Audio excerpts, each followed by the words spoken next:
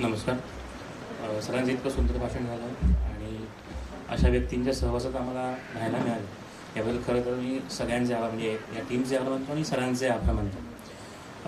इथे बोलायला खरं फार काही माझ्याकडे नाही आहे, पण काही अनुभव मी सांगतो की साधारण 1 वर्षभरापासून मी यांच्यासोबत स्कूल कॅम्प करतो आणि कॉलेजला असल्यापासून मी असे आईस क्रीमचं कॅम्प करतो आणि नंतर वैतागायला झालं, कारण की त्यामध्ये अनेक रंग असतात, राजकीय रंग असतात, आर्थिक रंग असतात आणि मग नंतर ठरवलं की आता मी याच्या पुढे कुठलेही कॅम्प करणार नाही.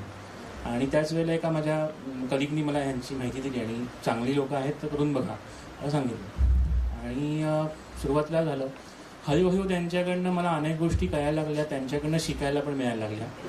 आणि एके दिवशी असं झालं की जी सानेगुरुजी शाळा आहे त्यात माहिती आहे तुम्हाला की त्या आजूबाजूची मुलं सगळी येतात तिथे आणि त्या 8वी 9वीची मुलं होती, म्हणजे त्यांच्याकडे हायेस्ट एनर्जी त्यांच्याकडे असते. आणि त्या मधल्या वेळेत काय करायचं तर ऑब्व्हियसली मारामारी, दंगा, शिव्या असं काय काय चाललं होतं. आणि मी शेवटी वैतागून गेलो आणि माझा शेवटी म्हणजे कडलोट झाला आणि मी ओरडलो त्यांच्या अंगावर. कदाचित बाकीच्यांना ऐकून असेल गेलं की मी ओरडलो त्यांना ते.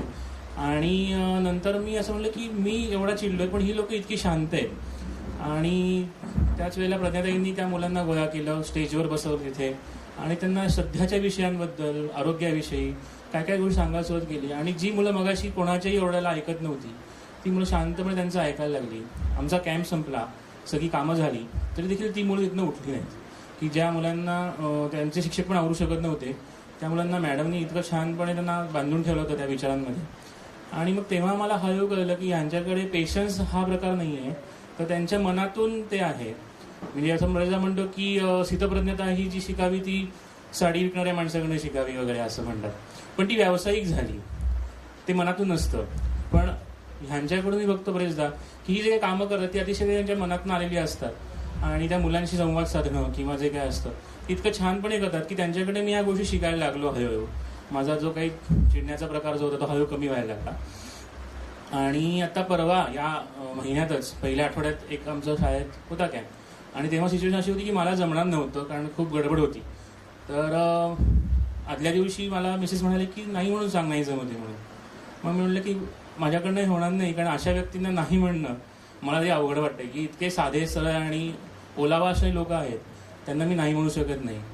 मग ती म्हणली की मी तुला मदत करते, तू जा आणि तुझी कामं मी सांभाळते. आज ती पण तेवढ्यामुळे झाली की कोण ही लोक बघायची आणि त्यांच्याशी मला भेटायचं आहे एवढ्याकडे ती आलेली आहे.